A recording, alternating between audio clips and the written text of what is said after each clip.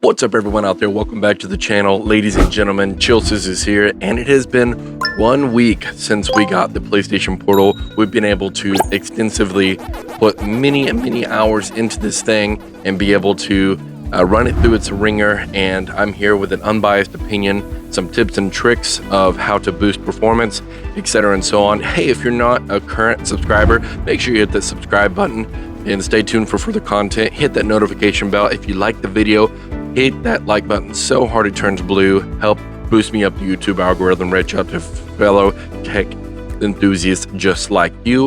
Without further ado, the PlayStation Portal. Like I said, we've been able to spend some time with this device and be able to kind of get a better idea and kind of go through some forums to find some tips and tricks on how to properly run this thing if you're having issues. But let's go on to the tech side of things. The main thing that drew me to this, essentially, this is a console accessory. But beyond that was the price. The price coming in at $200 retail. Do not spend your money on the reseller scene. Just wait. You will get your hands on one, I promise. So the more times that we hold off and don't give the resellers our business, the less time they will be in business.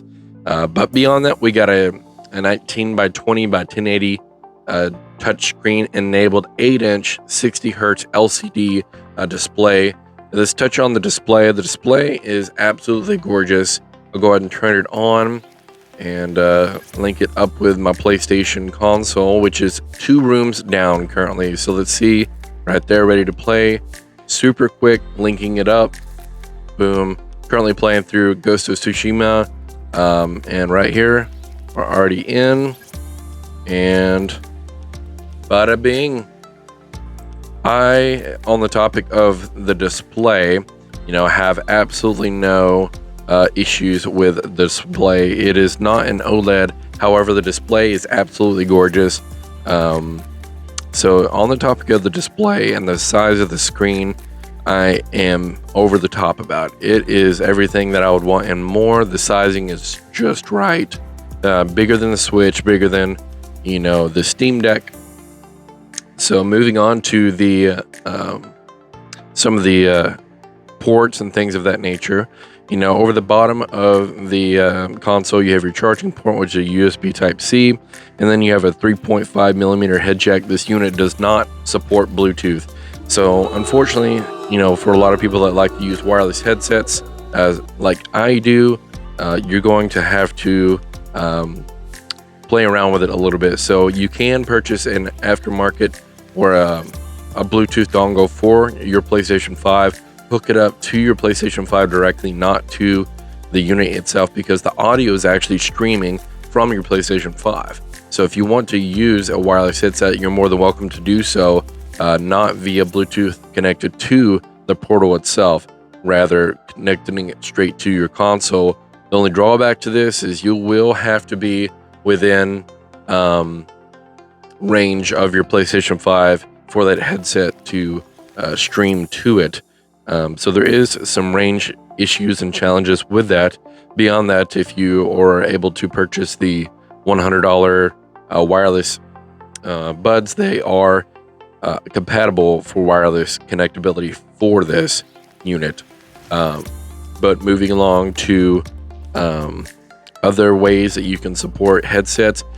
Like I said, it does have the 3.5 millimeter head jack, which I use routinely using headsets such as these that do support that. So for me, it's a non-issue. I know for some it may be a drawback for sure. The overall design, just to kind of touch on that, it is literally a PlayStation 5 controller split in half with a beautiful LCD 1080p display smack right dab in the middle.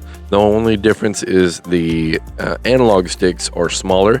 I thought I would hate it in the initially, but it actually has grown on me quite a bit. But on the next topic of battery life, so this particular unit, I honestly have had no issues with the battery life on it. You can do some things if that is a challenge for you to extend it. In the right top screen, you can swipe, it'll pull up your settings. Right here, you can adjust your brightness. Of course, that'll drastically increase or decrease your battery. You can also do some additional tweaks, like go into your settings here and go into your brightness and display. You can turn off the LED for your mute. You can turn off the LED light bar on the sides here. Typically, this thing has a general battery life for your PlayStation 5 controller, so around 3 to 5 hours on average. But if you do these tips and tricks, turn down your brightness. If you're in a low lit room, you don't have to have it on full blast. You can turn off the LED lights on the mute and the light bar, and that will definitely increase your battery life tenfold. I like to run max settings on everything. You can also go in and change some settings on your controller for such as your vibration, your trigger, haptic feedback, intensity. Again, I like to run full bore on my settings just to get the maximum play experience out of it. But if you follow those, that will definitely extend your battery life tenfold. All right, let's go ahead and move on to the overall consensus of the console. This isn't a perfect item. I will be upfront with you. There is some connectability issues and challenges. So I live in a 2-story house. I can play this unit downstairs, and it be running beautifully. However, there at times can be drops and of frame rate, and the display quality will drop to support the poor connection. If you're playing in the same room as your PlayStation 5, it's pretty seamless. It should run, or in my experience, it runs as it should be. But if you go into the other side of your house, 20 feet away or something like that, right now, it's running fine. I'm 2 rooms down from my PlayStation 5, and it does pop up a few times that there is a connection drops.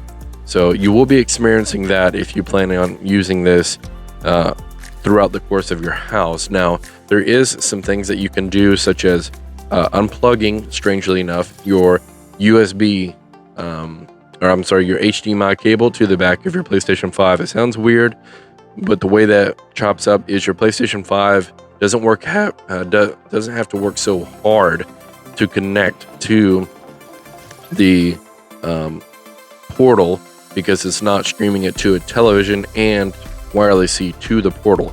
So it uses some of the existential resources to send the data to your portal rather than to your TV and to the portal.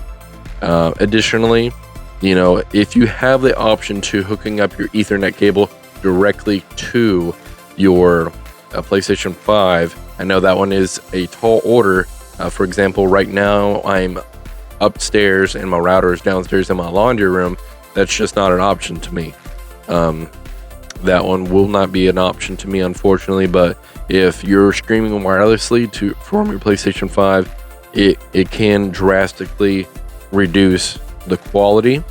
And you can, if you do have that option to you, then more power to you, and it'll definitely show a noticeable difference.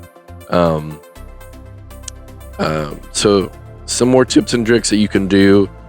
Some games support in options the performance mode versus, so you can go in and actually adjust your performance mode to support and favor a 1080p on the resolution side. That way, it does have to work so hard to be rendering something that you're not even getting to begin with. Additionally to that, on the topic of 1080p, you can go into your PlayStation settings, not on the portal, but on your physical console, go into your settings and adjust the display down to 1080p, because that's all you're going to be wanting to be outputting anyway, because that's all it supports.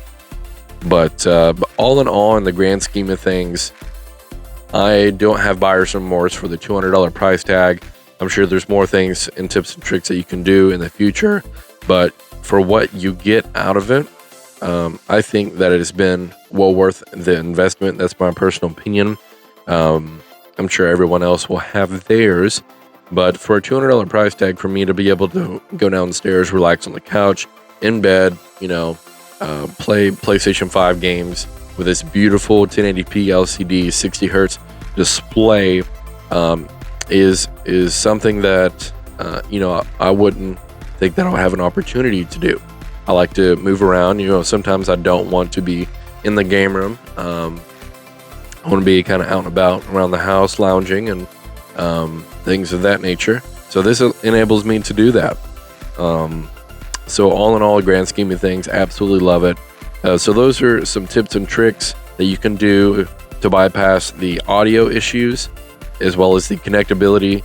If you yourself have purchased a portal and you've tried some of these, let me know if they've helped or worked for you.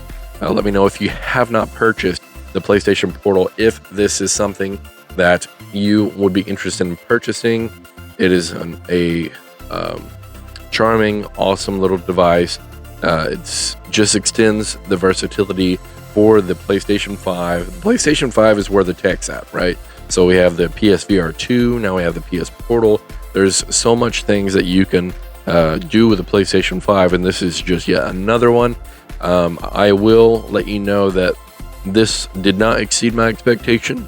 There was a little bit more work involved in getting up and running, in the sense that the connectability issues, those things hopefully will be resolved in the future through potential updates or me dividing a little bit more time. But as it sets, the unit works. I love it, and it allows me to do more with the PlayStation 5, spend more time gaming. And at the end of the day, that's what we're looking to improve upon, right? Our gaming experience, the options that allows us to experiencing in new and different ways. But that's the video, ladies and gents. Let me know in the comments below if that helped you out. Like, comment, subscribe, all that good stuff. I'll catch you all in the next video for more PlayStation Portal content, tech reviews, and potentially some more stuff. I don't know. I'll play around with it a little bit and see if we can get some more information on some tips and tricks that may work for us. But until next time, peace. Later, dudes.